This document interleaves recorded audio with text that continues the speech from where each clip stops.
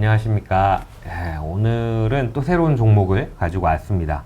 아마 친숙한 종목이실 것 같아요. 그래서 들으실 때 조금 더 재밌지 않을까 저도 좀 기대를 하고 있고요. 오늘 종목을 가져오신 분은 저희 하우스에서 이제 중소형주가 팀으로 운영이 되는데 그 안에서 이제 또 중소형주 같이 담당하고 있는 애널리스트 분이시고요. 최근에는 좀 IT 쪽으로 스터디를 많이 하고 있다고 하니까 종목도 그런 종목이거든요. 그래서 한번 재밌게 들어보도록 하겠습니다. 예, 안녕하세요. 저 2월 달부터 스몰캡으로 데뷔하게 된 정우성 연구원입니다. 사실 제 유튜브 채널에 댓글 많이 달아주셨던데, 사실 테슬라가 좀 압도적인 것 같고, 오라클이 한 2위 정도 되는 것 같은데, 사실 오라클이 개인 투자자분들이 그렇게 막 이해하기 쉬운 종목은 아닌 걸로 저는 생각하고 있어요. 왜냐면 저희 사실 버핏도 오라클에 투자를 했다가 이게 잘 이해가 안 된다. 클라우드가 뭔지 모르겠다. 라고 말씀하시면서 좀 투자를 좀 철회하신 부분도 있거든요. 그럼 오늘 알기 쉽게 설명을 해주는 건가요? 살짝 좀 수학 없는 물리학 그런 느낌으로 제가 기대하고 들어보겠습니다. 쉽게 좀 설명드릴 건데 그래도 아마 살짝 어려울 수 있어요.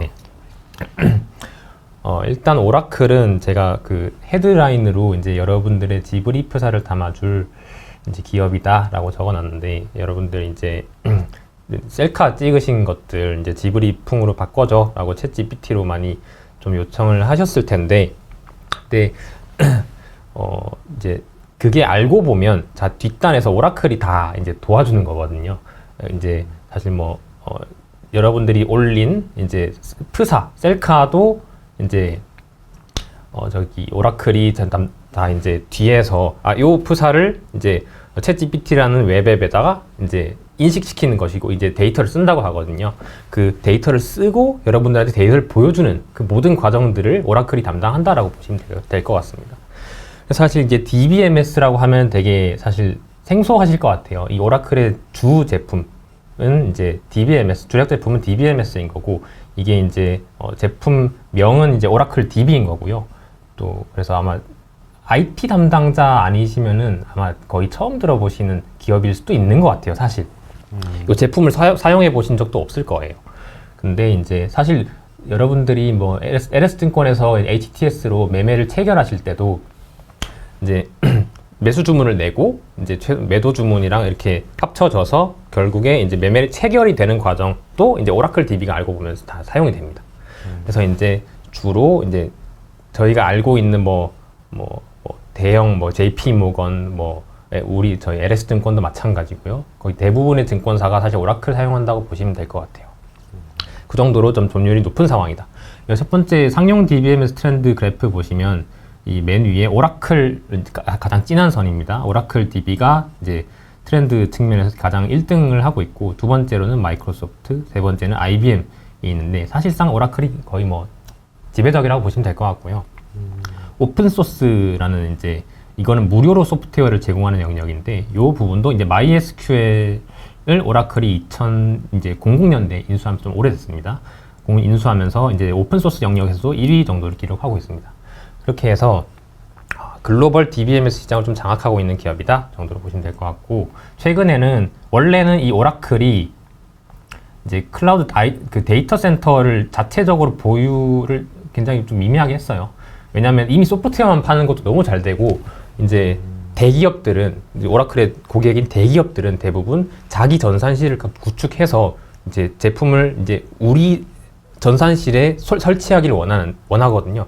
그래서 뭔가 클라우드에 대한 수요가 떨어졌었는데, 최근에는 이제 미국이나 한국이나 이 전산실을 없애고 클라우드 전환하는 흐름이 계속 발생을 하고 있기 때문에, 최근에는 데이터 센터를 많이 짓고 그 인프라를 제공하는 사업도 영위를 하고 있다 정도로 보시면 될 것 같습니다. 좀 어려운 설명인 것 같은데 어렵게 설명한 것 같은데 좀 뒤에 또 좀 재밌게 설명드리겠습니다. 실적이 사실 주가는 실적의 함수라는 말이 되게 유명하긴 한데, 요 회사는 뭔가 이 사업 부문을 이해하는 투자자도 많이 없어. 사실 좀 흐름에 따라 가는 경향이 있는 것 같아요, 주가 자체가. 근데 실제로 이제 최근 이제 실적 자체만 보면은 첫 번째 그래프 보시면요. 이 맨 아래에 있는 클라우드 사업부가 있고요.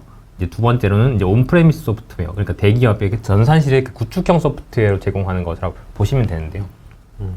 이 클라우드는 최근에 이제 2022년까지는 좀 M&A 위주로 사스 그 클라우드 제품을 공급하는 기업을 인수하면서 좀 올린 영역이 있고, 2023년부터는 자체 데이터 센터를 이제 건설을 하면서 이제 인프라를 제공하면서 좀 사업이 좀 커진 경향이 있고요. 이런 흐름이 계속해서 발생을 하고 있는 상황입니다. 주요 M&A를 또 다 뜯어봤는데 사실 뭐 이것도 어렵더라고요. 가장 최근에 있었던 이 서너라는 병원용 이제 ERP 솔루션을 공급하는 기업을 인수를 했는데, 시장에서는 요 이제 기업의 이익 기여도가 앞으로 증가할 것이다라고 전망을 많이 했었는데, 최근에 뭐 나중에 뭐 주가 흐름 보시겠지만 최근에 주가가 많이 오른 건 사실 이쪽은 아니에요. 이제 인프라를 자체적으로 데이터 센터를 이제 인프라를 제공하는 것을 이제 누가 쓰냐? 이제 챗GPT, 이제 오픈 AI, 그리고 인스타그램을 제공하는 이제 메타 같은 기업들이 이제 오라클의 데이터 센터를 사용한다는 거예요. 그래서 최근에 이제 우측 그래프 보시면 이제 첫 번째 진한 파란색으로 되어 있는 게 인프라. 그러니까 이제 데이터 센터 지어서 이제 그거를 인프라를 빌려주는 사업인데, 이제 2023년부터 보시면 예년 대비해서 굉장히 크게 오르고 있습니다.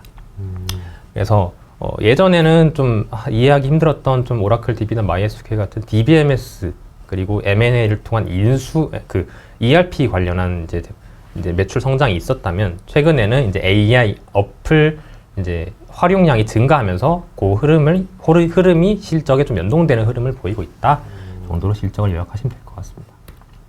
그리고 요 스타게이트 프로젝트는 되게 1월 달 발표되면서 되게 사실 오라클도 거기에 이제 참여한다라는 이슈가 나오면서 되게 오라클이 주목을 많이 받았어요. 그래서 당시에도 막 $170 이상 갔었고 좀 높은 밸류에이션을 받았었는데, 요거를 또 간단하게 설명드리겠습니다. 간단할지 모르겠습니다. 간단하게 설명드리겠습니다. 오픈 AI가 이제 원래 저희가 챗GPT를 쓰면은 이제 요거에 대한 다 데이터 처리를 마이크로소프트 애저 그러니까 결국에는 이제 우리가 쓰는 게 워드를 제공하는 기업인 마이크로소프트의 인프라에서 다 제공을 하는 거였어요. 근데 사실 마이크로소프트가 그렇게 인프라 제공하면서 오픈 AI 챗GPT를 사용하는 거에 대한 어떤 매출액 발생하는 거를 한 25% 정도를 마이크로소프트가 다 가져가고 있었어요. 근데 사실 이 오른쪽 챗GPT 월간 방문자 수 보시면 굉장히 가파르게 증가를 하고 있고, 25년 2월 달에는 거의 50억 명 수준의 월간 방문자 수를 기록할 정도로 엄청 많이 쓰고 있어요.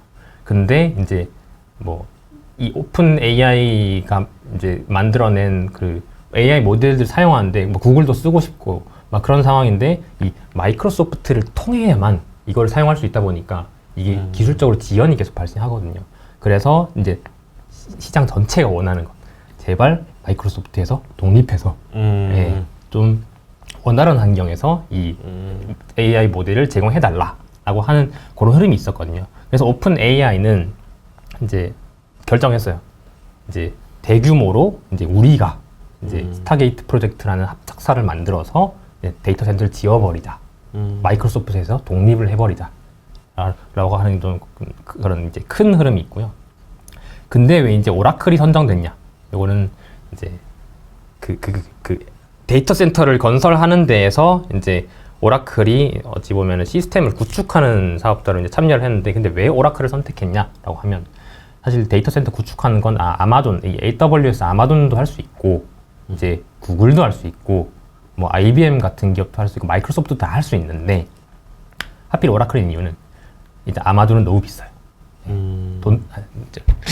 방송용 단어 좀 이제 금전적 요구를 많이 하는 그런 기업이고, 그래서 AWS 제외, 아마존 제외가 됐고, 이 구글의 경우에는 이미 이제 제미나이, 자체적 AI 모델이 있기 때문에 이런 경쟁 관계에 있는 기업이랑 뭔가 같이 협력을 한다? 하는 좀 민감한 부분이고, 세 번째로는 데이터 센터를 운영할 수 있는 풀스택 솔루션을 보유하고 있는 기업 그리고 마이크로소프트가 아닌 기업은 이제 사실 오라클이 거의 유일하다고 보시면 돼요. 그래서 스타게이트 프로젝트에 오라클이 참여하게 된 데에는 그만큼의 경쟁력이 있어서다라고 좀 보시면 근데 됩니다. 아마존은 왜 그렇게 가격 차이가 커요? 사실 아마존은 어. 캐펙스 뒤에서 보시겠지만 캐펙스 경쟁에서 굉장히 가장 우위에 있는 기업이고 전 세계의 그 퍼블릭 클라우드를 다 공급하려고 하는 욕심이 있는 것 같아요. 그래서 이 지역 저 지역에서 데이터 센터 개수만 보면 제일 많은데 그러다 보니까 이제 아무래도 좀 비효율적인 것도 투자를 하게 되고 그런 과정에서 이익을 환수를 해야 되니까 고정비가 네. 투자가 많이 돼서 네 맞습니다. 높은 비용을 책정할 수밖에 없는 상황. 그리고 네네. 제일 인기도 많아요. 네, 가격 그만큼의 이제 잘 하는 거죠. 잘 하니까 네. 사실 단가를 좀 높게 예, 부른다 네. 이렇게 생각을 해도 되는 거죠? 예 맞습니다. 그래서 이제 스타게이트 프로젝트가 얼마나 크냐, 그러니까 오라클이 참여하는 이 프로젝트가 얼마나 크냐라는 관점에서 보면은 쉽게 말해서 엄청 큽니다. 엄청 크고 말도 안 되게 커요. 근데 그래서 시장에서 너네가 이걸 할 수 있겠어? 라는 그렇죠. 의문을 자금이 되게 있냐 이런 얘기들을 좀 했었잖아요. 네. 그래서 네, 얼마나 크냐에 대해서 이제 그래프 간단하게 제가 비교를 해놨는데 두 번째 보시면요. 왼쪽에 이제 스타게이트가 이제 2025년부터 2018년 4년 동안 투자하려고 하는 금액이 5천억 USD. 그러니까 한화로 한 650조 원 정도 될 것 같고 이제 아마존이랑 마이크로소프트, 구글의 이제 과거 캐펙스와 향후 이제 캐펙스에 대한 어떤 기대를 다 합산한 것과 좀 비교를 해보면 거의 뭐 아마존에 비해서는 거의 한 뭐 28% 좀 더 적은 수준이고 마이크로소프트보다 많은 수준이고 구글이랑 거의 준하는 수준이라고 보시면 되는데 얘네들이 결국에는 지금 퍼블릭 클라우드 시장에서 거의 20% 30% 점유율을 하고 있잖아요. 그러니까 스타게이트는 얘는 결국에는 이제 챗GPT를 서비스하려고 오픈AI가 투자를 하는 건데 이거 그냥 챗GPT 안 하고 퍼블릭 클라우드로만 돌려도 점유율 20%할 수 있는 어마어마한 수준이라고 보시면 될 것 같아요. 근데 이제 현실적으로 이제 오픈 AI 펀딩이 그만큼 이루어져야 하는데 최근에 이제 소프트뱅크한테서 이제 400억 USD 달러를 유치를 했고 기업 가치는 3천억 정도 이제 평가를 받았었는데 필요한 이제 5천억 달러. 그러니까 현재 펀딩 현황 8% 이 상황이죠. 그래서 상당히 녹록치 않은 상황이긴 한데 근데 이 챗GPT 월간 방문자 수 계속 증가하는 상황에서 이제 좀 합리적인 가격 정책이 이루어진다면 그만큼의 좀 가치 평가를 더 받을 수 있는 점을 고려하면 아예 허황된 얘기는 아닌 것 같다라는 좀 생각을 할 수 있습니다. 올해까지만 해도 이제 5천억 달러에서 올해 이제 2025년에는 1,000억 달러 정도 투자를 좀 계획을 하고 있는 걸로 파악이 됩니다. 그 정도로 보시면 되고 그래서 이런 기대감이 이제 주가에 온전히 이제 반영이 많이 됐습니다.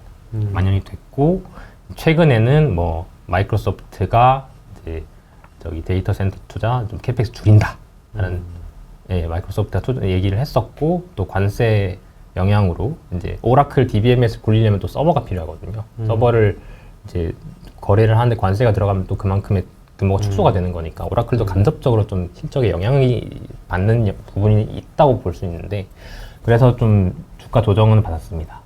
그리고 하지만 이제 과거 대비 이제 밸류에이션을 비교를 해본다면 한 요거는 이제 좀 포워드 EPS 시장 전망을 활용해서 좀 임의로 산출을 한 건데 한 20배 정도가 거의 뭐 히스토리컬 평균이라고 보시면 될 것 같고 이렇게 이제 오픈 AI나 메타 같은 기업들이 이제 오라클에 이제 인프라를 많이 써주고 이제 스타게이트 프로젝트를 통해서 어떤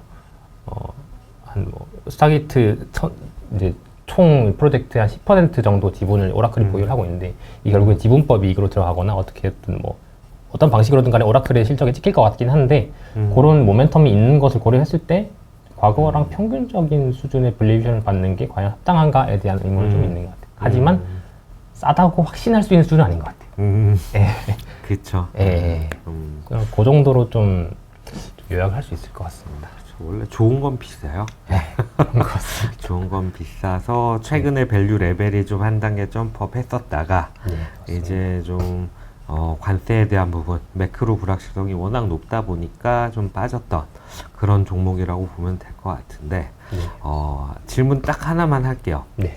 AI의 성장성에 대해서 어떻게 생각해요? 사실 AI. 되게 고민이 많이 되는 부분이에요.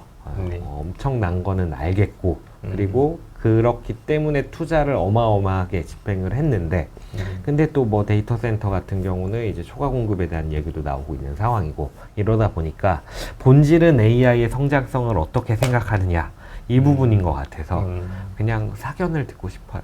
사견. 편하게 좀 말씀을 드리면 일단은 AI의 발전 흐름 자체는 되게 지금까지는 계속 발생을 하는 것 같고, 시장에서도 2030년까지 거의 AI 서비스에 대한 수요가 CAGR 30% 정도, 그러니까 30% 매년 30% 성장한다는 그림으로 좀 전망이 되고, 근데 그 단순히 숫자 말고 이제 좀 실제로 현재 AI를 국내에서 AI로 사업을 하고 있는 더존 비주원이라는 기업이 좀 어떻게 이제 사업을 하고 있나를 살짝 보면은 그 흐름에 대해서 좀 알 수 있거든요. 아직까지 기업용 솔루션, 기업에서 AI를 활용하는 게 되게 미미합니다. 더존 비주원이 일단 국내 거의 대부분 중견 기업에 다 이제 접근할 수 있는 고객을 확보하고 있는 기업인데, 요 기업이 작년에 이제 AI1이라는 이제 AI 솔루션, 기업에서 이제 오픈 AI 자유롭게 쓸 수 있는 솔루션을 출시했어요. 근데 네.